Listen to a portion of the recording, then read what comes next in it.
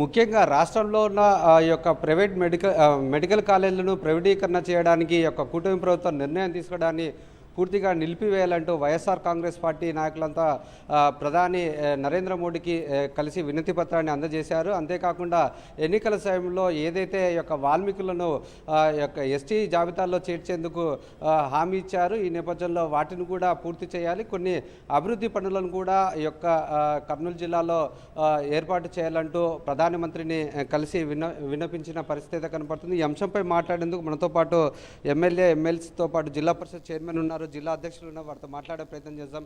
మొదటగా ఏం కోరారు మీరు? ఎటువంటి సమస్యను మీరు ప్రధాని దృష్టికి తీసుకెళ్లారంటారు? ముఖ్యంగా ఈరోజు ప్రధానమంత్రి గారు కర్నూలుకి సూపర్ జిఐటి సూపర్ సక్సెస్ అనేటువంటి ప్రోగ్రాంకి రావడం సందర్భంగా వారి విమానాశ్రయంలో కలిసి ముఖ్యంగా మా రాష్ట్ర మాజీ ముఖ్యమంత్రి వర్యులు నా ద్వారా మీకు విషెస్ పంపించారు అని చెప్పి ప్రధానమంత్రి గారికి చెప్పడం జరిగింది.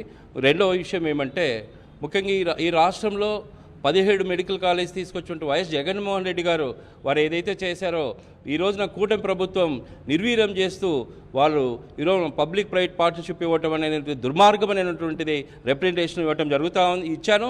అంతేకాకుండా ఈరోజు వారైతే ఏదైతే చెప్తా ఉన్నారో సింగిల్ టెండర్ విధానంతో 10 మెడికల్ కాలేజీలను ఈరోజు దారాదత్తం చేయడం అనేటువంటిది తన అనునాయులు కట్టిపెట్టడం అన్యాయమైనటువంటి విషయం అని వారికి చెప్పడం జరుగుతుంది.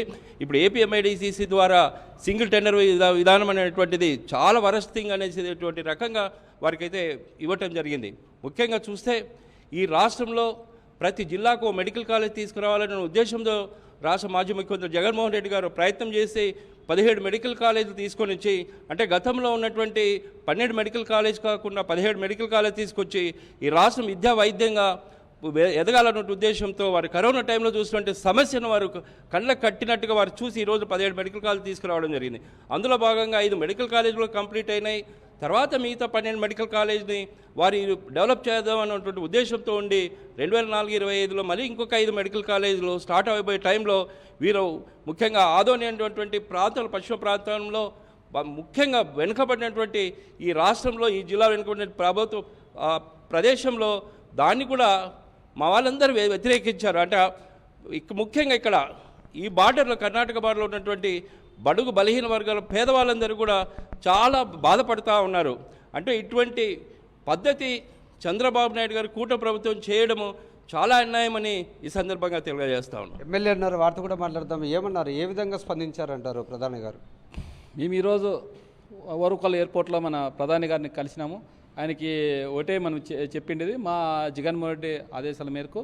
ఎందుకంటే ప్రధానమంత్రి 2019లో వచ్చి ఇక్కడ ఆయన మా వాల్మీకులను ఎస్టీలో జాబితాలు చేర్చామని హామీ ఇచ్చిపోయినారు. అదే మేము సార్ మీరు 2019లో ఇక్కడ అనౌన్స్ చేసిపోయినారు. మా ఎస్టీలు మా వాల్మీకులు చాలా చిరకాల కోరికది, మీరు ఖచ్చితంగా దాన్ని మా వాల్మీకుల్ని ఎస్టీ జాబితాలు చేర్చాలని ఆయన విన్నవించుకున్నాం. అదేవిధంగా మేము మెమరాండం అదే మెడికల్ కాలేజీల మీద మెడికల్ కాలేజీలు, ఎందుకంటే మన జగన్మోహన్ రెడ్డి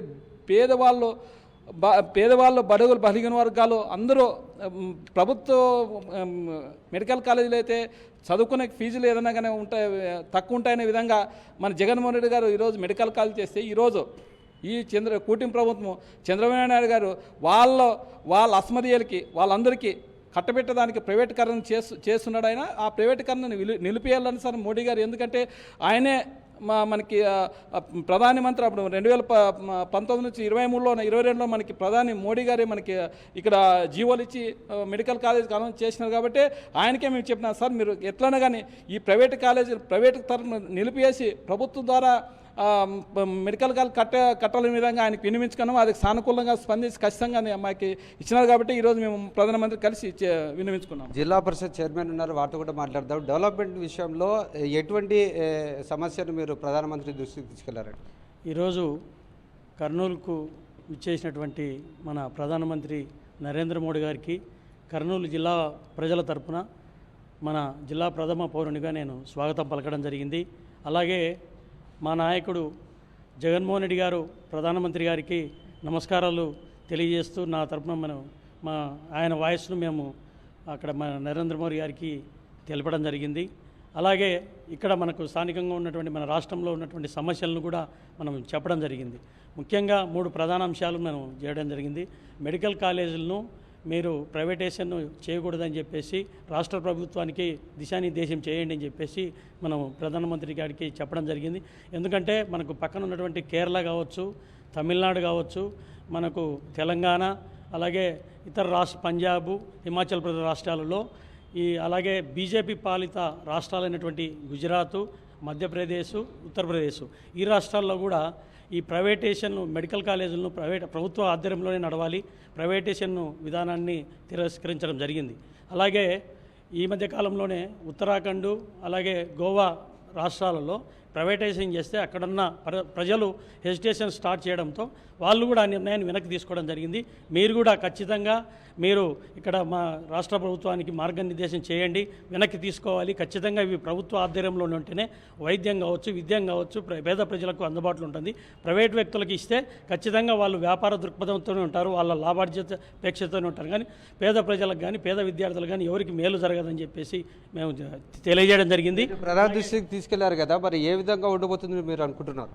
ఇప్పుడు మా జిల్లా పరిషత్ చైర్మన్, మా ఎమ్మెల్యే గారు, మా ఎమ్మెల్సీ గారు ఏదైతే మెడికల్ కాలేజీలన్నీ కూడా ప్రైవేట్ పరం చేయొద్దని ప్రధాన దృష్టికి తీసుకెళ్లారు. ముఖ్యంగా ఏదైతే పేద ప్రజలకు ఉచితంగా వైద్య విద్య అందజేయాలి, ఏదైతే పేద ప్రజలకు టీచింగ్ హాస్పిటల్స్ ద్వారా పేదలందరికీ కూడా ఉచితంగా వైద్యం అందజేయాలనేటువంటి సంకల్పంతో జగన్మోహన్ రెడ్డి గారు కేంద్ర ప్రభుత్వం నుంచి 17 మెడికల్ కాలేజీ తెచ్చినారు. 10,000 కోట్ల విలువైనటువంటి ఆస్తిని, మెడికల్ కాలేజీల ఆస్తిని 12 మెడికల్ కాలేజీలను అప్పనంగా తన బినామీలకు ఇచ్చి 10,000 కోట్ల ఆస్తి కొట్టేసి ఆ 12 మెడికల్ కాలేజీలు కూడా లోకేష్ బాబు గారు వాళ్ళ బినామీలను పెట్టి 12 మెడికల్ కాలేజీల ద్వారా ప్రజల సొమ్ము దోచుకోవడానికి ప్లాన్ వేసినాడు. దీన్ని తిప్పికొట్టండి అని ప్రధానమంత్రి దృష్టికి తీసుకెళ్లారు. ప్రధానమంత్రి గారు ఇప్పటికైనా వాళ్ళకు మొట్టికాయలు వేస్తే, ప్రధానమంత్రి గారు వేసినటువంటి మొట్టికాయలతో చంద్రబాబు నాయుడు గారు బుద్ధి తెచ్చుకొని ఏదైతే ఈ పీపీపీ పద్ధతిలో ప్రైవేట్ పరం చేయడానికి తీసుకునే నిర్ణయాన్ని వెనక్కి తీసుకుంటాడని ప్రధానమంత్రి దృష్టికి తీసుకుపోవడం జరిగింది. శ్రీశైలంలో మొట్టికాయలు వేస్తే కనీసం శివుడైనా వెనక్కి బుద్ధి చెప్తాడని మేము అనుకుంటున్నాం. ఖచ్చితంగా దీనిని వెనక్కి తీసుకోకుంటే దీన్ని ఢిల్లీ స్థాయిలో పోరాటాన్ని తీసుకెళ్ళి నేషనల్ వైడ్ ఈ పోరాటాన్ని ముందరు తీసుకుపోతాం. తీసుకునేంత వరకు చంద్రబాబు నాయుడు ఎంట పడతామని కూడా తెలియజేస్తాను.